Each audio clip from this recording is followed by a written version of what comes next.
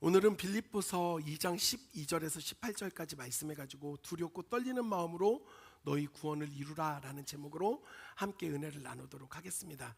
여러분, 마라톤 아십니까? 마라톤? 모르시는 분이 아마 아무도 없을 겁니다.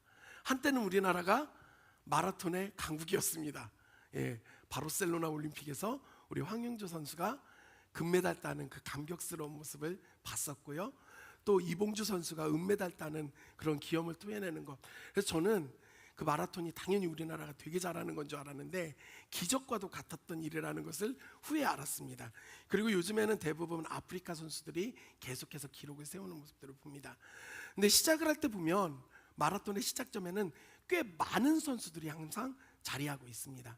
그리고 스타트 총성이 울리고 나서 이들이 출발을 한 이후에 42.19km를 다 달리고 2시간이 조금 더 넘는 시간이 지나고 나서 이 스타디움의 결승점으로 돌아오는 선수들은 그 출발했던 모든 선수들이 되지 않는 것을 보게 됩니다. 실제로 우리가 마라톤에 참석하지 못하는 이유는 체력이 되지 못함도 있고 그게 정말 인간의 한계를 경험하는 그런 일들이기 때문에 쉽지 않기도 합니다. 그런데 가만 마라톤을 바라보면서 우리가 그런 이야기를 합니다. 우리의 인생이 마라톤과 같다라는 말을 하기도 합니다. 그런데 또 저는 조금 더 들어가서 우리의 신앙생활이 어쩌면 마라톤과 비슷하지 않은가, 아니 마라톤과 같지 않은가 생각을 해보게 됩니다. 무슨 말이냐면 우리가 예수 그리스도를 믿고 첫 스타트를 하는 것이 매우 중요합니다. 이것이 시작돼야지만 이 경기는 우리가 참여가 되어지고 시작될 수 있기 때문에 그렇습니다. 하지만 진짜 중요한 것은 언제인가? 바로 결승선에 들어가는 것. 그게 너무나도 중요하다라는 것입니다. 우리의 신앙의 여정에서 시작만 있는 것이 아니라 시작 이후에 주님 앞에 서는 그날, 주님을 만나는 그날까지 이 여정을 멈추지 않고 끝까지 달려가는 그 믿음을 지켜가는 삶의 모습이 우리에게 필요하다라는 것입니다. 오늘 특별히 예수님이 바울이 우리에게 보여주고 있는 말씀 안에서의 그 우리가 주님 앞에 서는 날까지 무엇을 이루어야 하는지, 어떻게 살아야 되는지에 대해서 조금 면밀하게 이야기해 주는 것들이 기록되어져 있습니다. 오늘 이 말씀을 통해서 먼저는 말씀의 제목처럼 두렵고 떨리는 마음으로 우리가 구원을 이루어야 하는데 나의 구원을 이룬다는 것이 무엇인지에 대해서 좀 깊이 생각해 보려고 합니다. 그래서 구원을 이루는 삶이 무엇인가? 그리고 그 구원을 이루는 힘은 어디로부터 오는가? 마지막으로 그 구원의 결말은 무엇인가? 이렇게 차츰차츰 한 단계 한 단계씩 나아가면서 말씀을 우리가 함께 보려고 합니다. 먼저 구원을 이루는 삶이 무엇인가? 우리가 이 질문을 해봐야 됩니다. 바울은 구원을 이루는 삶에 대하여서 이렇게 말해주고 있습니다. 우리 12절 말씀 함께 읽도록 하겠습니다. 시작.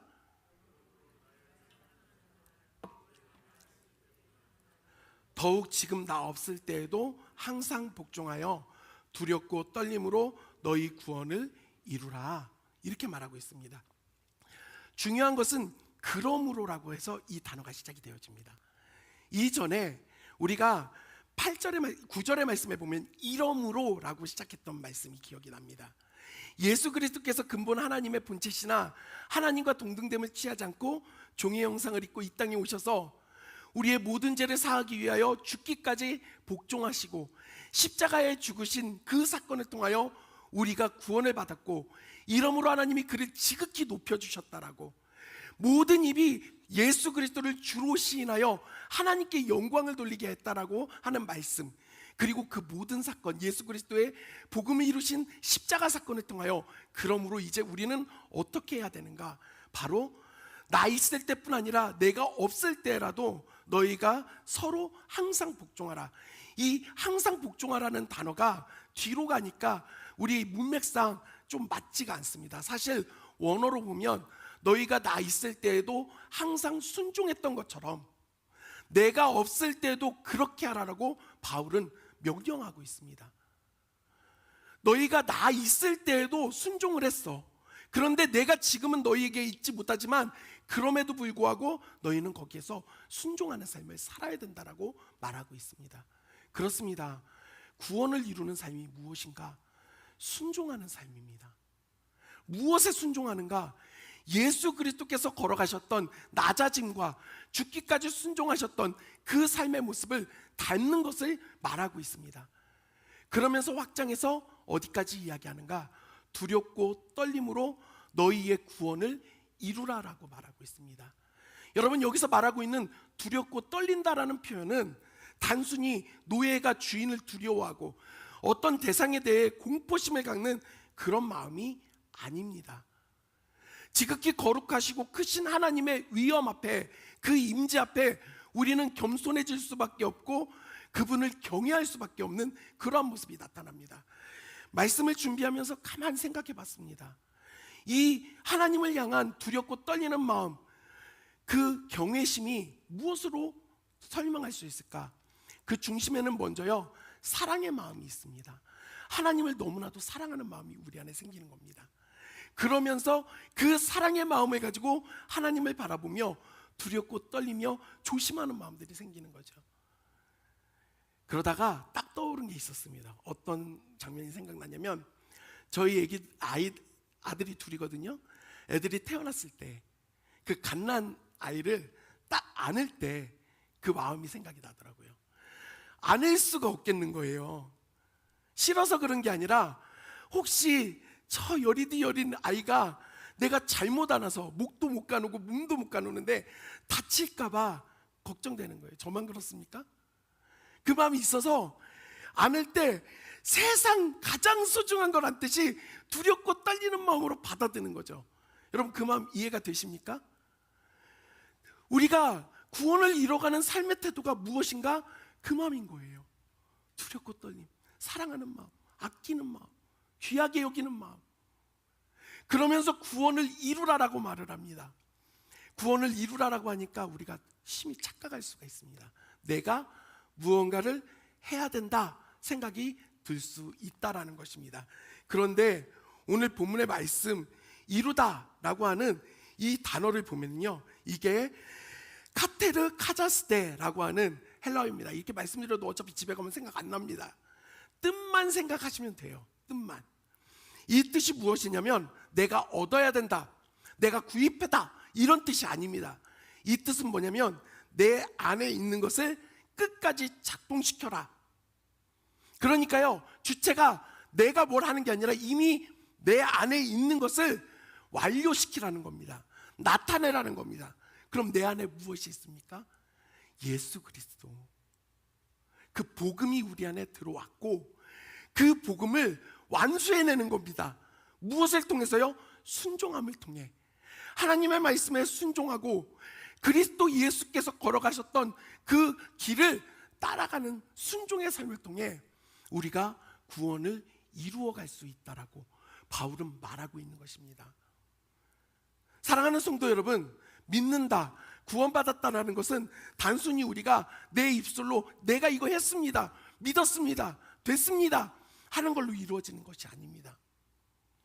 예수 그리스도를 우리의 마음의 구주로 영접했다라고 한다면 이제 우리의 삶 가운데는 그분에 대한 순종의 태도가 나타나야 된다는 겁니다. 물론 저에게 구원받은 것, 중생의 씻음이 사라질 수 있느냐? 그건 없습니다. 우리가 예수 그리스도를 믿어 구원받는 중생의 씻음이 먼저 일어납니다. 그 다음 일어나는 게 뭐냐면 예수 그리스도를 닮아가는 성화의 과정 가운데 우리가 놓여지게 된다는 겁니다. 그런데 이 성화도 내가 하는 게 아니라 내 안에 계신 예수 그리스도를 통해서 나타나게 되는 겁니다.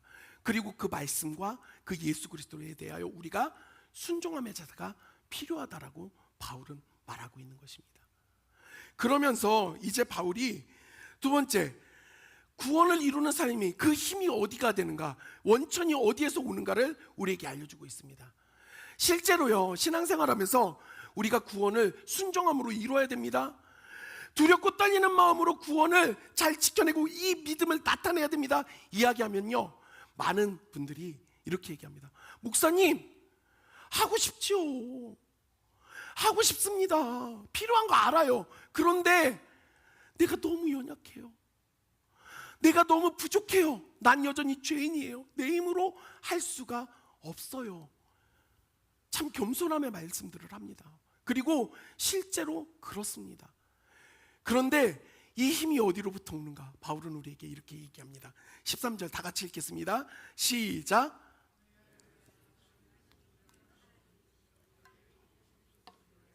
너희에게 소원을 두고 행하게 하시나니.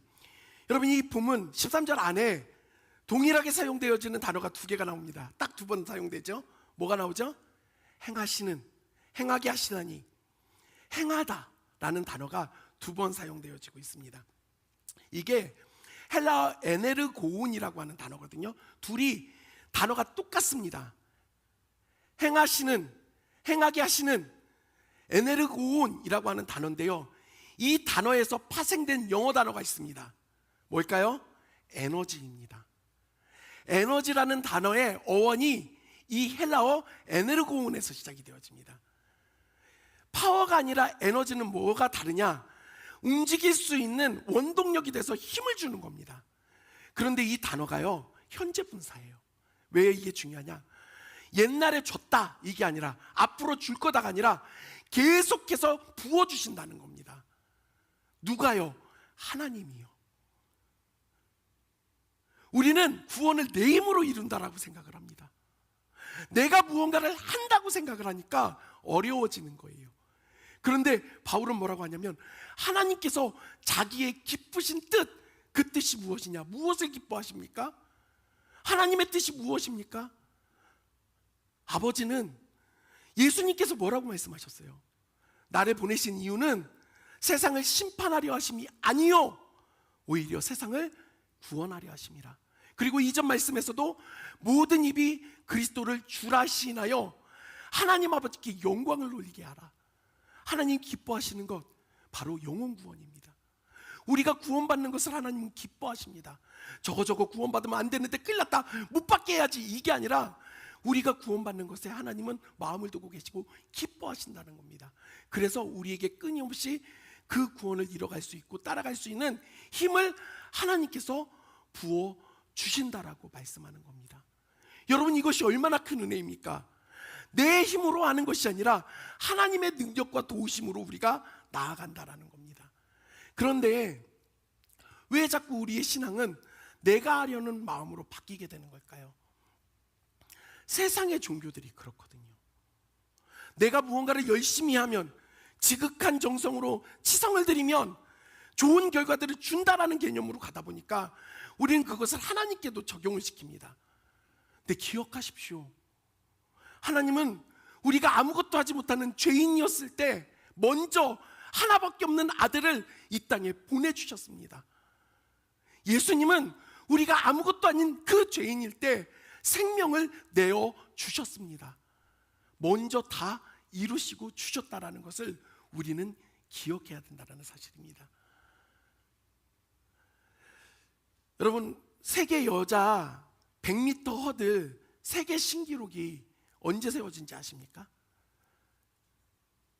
세계 신기록, 여자 100m 허들 경기 세계 신기록이 2022년 7월 달에 미국에서 있었던 세계 육상 선수권 대회에서 세워집니다.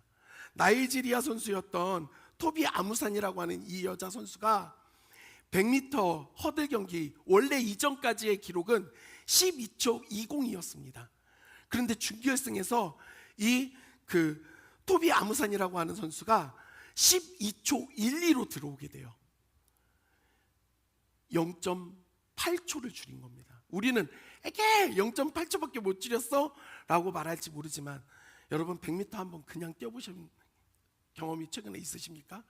제가 말씀 준비하면서 이거를 찾아보다가 제 마음 가운데 자괴감이 들었습니다. 나는 허들 없이 100m를 이 몸뚱이를 갖고 돌려도 제가 지금 아무리 생각해도 18초, 20초까지도 갈 것 같은데 허들을 넘는데 12초.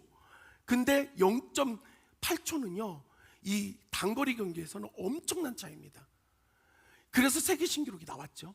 그리고 결승 경기에서 이 토비 아무산이라는 선수가 결승전 경기의 기록이 뭐였냐?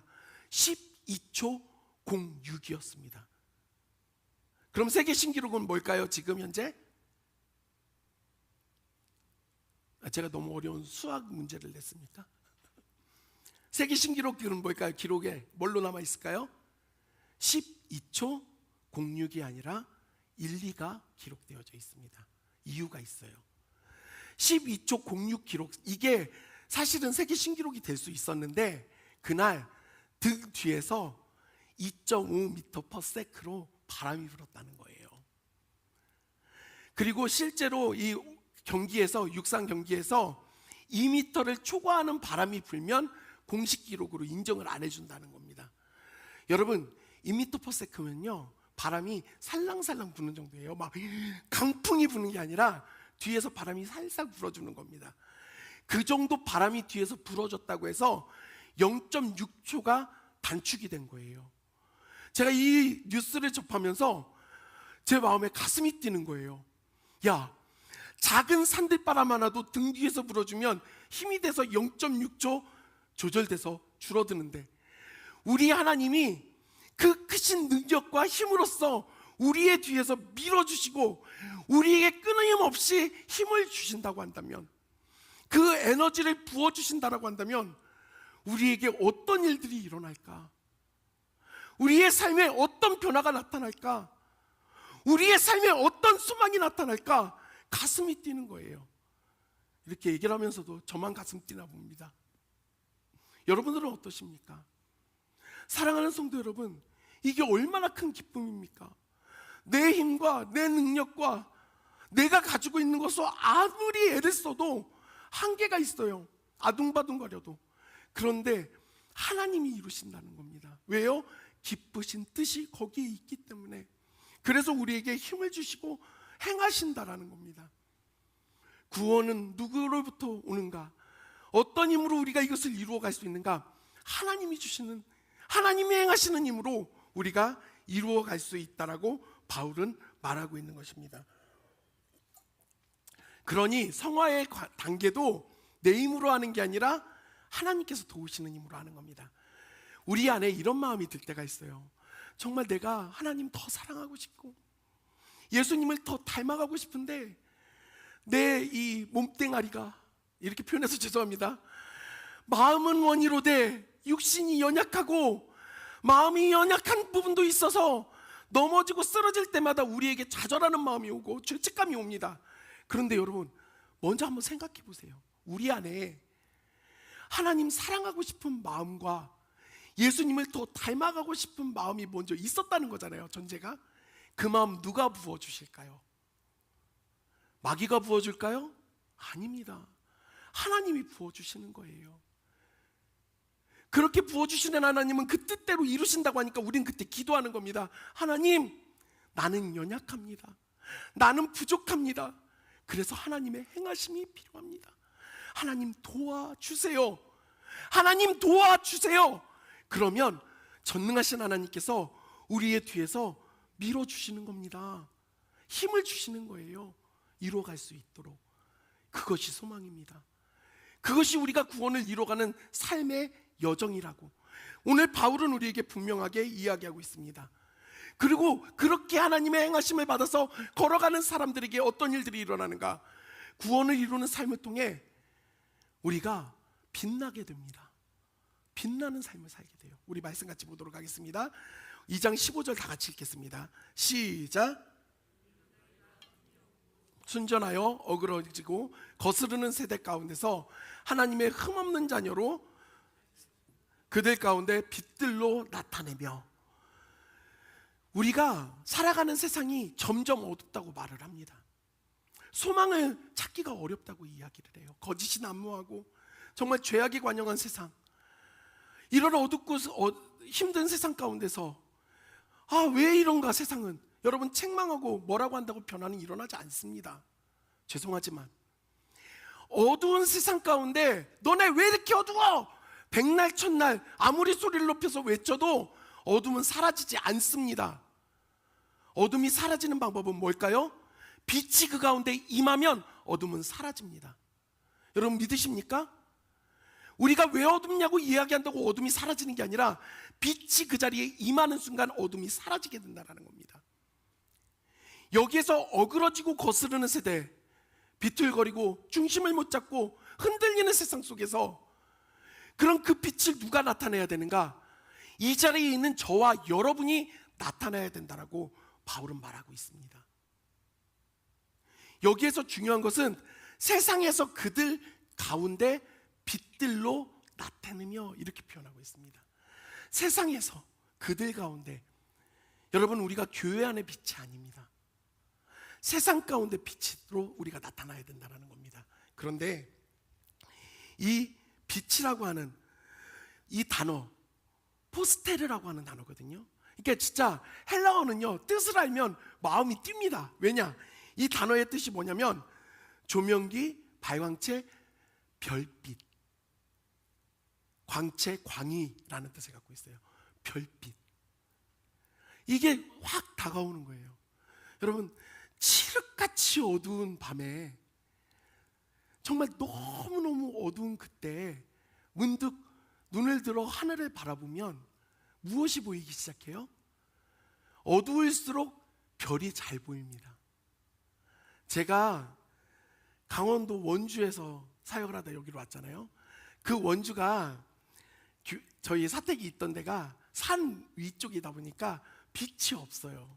그래서 저녁에 딱 나가보면 정말 가로등 꺼지고 난 이후에는 밤하늘의 별이 그렇게 빛나는 거예요. 여러분, 그런 표현 쓰죠. 별이 쏟아질 것 같다라는 표현. 그건 자주 봤습니다.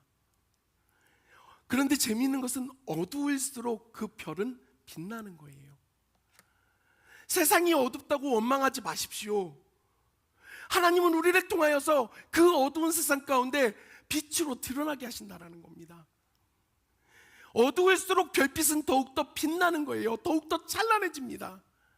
그러니 어두운 세상을 향하여 원망하고 불평할 게 아니라 그 가운데서 하나님이 우리를 빛나게 하시고 나타나실 것을 우리는 기대하고 소망하는 바가 있어야 되는 것입니다. 그리고 여기 나타내다라고 하는 단어, 단순히 그냥 잠깐 나타나는 게 아닙니다. 반짝이다라는 뜻이에요. 찬란하게 반짝이다. 우리가 하나님의 힘을 얻어서 구원을 이루는 삶을 살아가면 그 어지러운 세상 가운데, 그 세상 가운데서 우리가 별빛으로 찬란하게 반짝이게 됩니다. 그런데 이 역시도 우리가 가지고 있는 것으로 반짝이는 게 아닙니다. 16절에 처음 이렇게 시작합니다. 생명의 말씀을 밝혀, 이렇게 이야기를 합니다. 여러분 가지고 있는 성경이 아마 되게 좋은 성경일 겁니다. 그래서 밝혀라고 하는 그 단어 위에 숫자가 표시되어 있고 밑에 뭐라고 써져 있을 겁니다. 뭐라고 써져 있나요? 안 들리는데 여러분 좋은 성경 좀 쓰셔야 될 것 같아요. 뭘까요? 붙들어라고 써져 있습니다. 생명의 말씀을 붙들어, 에페코라고 하는 단어인데요, 이게요 굳게 잡다, 붙잡다, 또 목표하다, 주목하다, 멈추다, 체류하다라는 뜻을 갖고 있어요. 근데 이 모든 뜻을 다 대입해도 너무 큰 은혜가 돼요. 왜냐? 생명의 말씀을 우리가 굳게 잡는 겁니다. 붙잡는 거예요. 그리고 주목하는 겁니다. 바라보는 거예요. 그리고 거기에 머무는 겁니다. 체류하는 거예요. 그게 무슨 뜻입니까? 말씀이 우리 안에 거하는 겁니다. 그 말씀이 무엇일까요? 태초에 말씀이 계시니라. 이 말씀이 하나님과 함께 하셨으니 이 말씀은 곧 하나님이시라. 빛이 세상에 왔을 때 이게 누굽니까? 예수 그리스도. 그 예수 그리스도와 진리의 하나님의 말씀이 우리 안에 들어와서 거하면, 붙잡으면, 우리가 그 안에 멈추어 있으면, 체류하면 그 예수 그리스도로 말미암아 우리가 빛나기 시작한다라는 겁니다. 별은요 스스로 빛낼 수가 없습니다. 모든 별은 빛을 받아서 반사합니다. 우리는 스스로 빛나는 존재들이 아닙니다. 반딧불이라고 이제 최근에 그 노래가 굉장히 유행을 했습니다. 여러분 혹시 아십니까 그 노래? 나는 내가 빛나는 별인 줄 알았어요, 이렇게 노래 부르는데 우리 교회 이 입구 쪽에 붙여놓은 혹시 글귀 보셨어요? 나는 스스로 빛나는 줄 알았는데 나를 비추는 분이 계셨다라고 하는 내용을 붙여놨어요. 우리는 스스로 빛나는 존재들이 아닙니다. 예수 그리스도를 통하여서 우리가 빛나게 된다라는 겁니다. 사랑하는 성도 여러분, 우리가 왜 힘드냐? 내가 하려고 하니까, 내가 이루려고 하니까, 내가 빛나려고 하니까 힘든 겁니다. 이 모든 것들을 하나님이 주시는 능력으로서 받아서 가는 것이고, 예수 그리스도께서 우리 안에 들어오셔서 그 말씀이 우리 안에 자리할 때 자연스럽게 우리는 그 예수 그리스도의 빛을 세상 가운데 나타낼 수 있게 된다라는 것입니다. 그러면서 바울은 그 구원을 이루는 모든 삶을 통하여 자신의 삶이 전제로 드려져도 기쁘다라고 표현하고 있습니다. 우리 말씀 같이 보도록 하겠습니다. 네. 우리 17절 다 같이 읽겠습니다. 시작.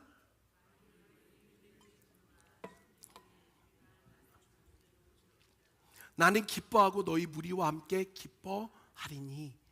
여러분, 전제라고 하는 이 단어를 좀 봐야 돼요. 구약의 제사에 대해서 설명을 할 때 전제가 뭐냐면요, 하나님께 제사를 드릴 때 올리는 모든 제물은요, 피를 다 제거한 상태로 하나님께 올렸습니다. 바칠 때.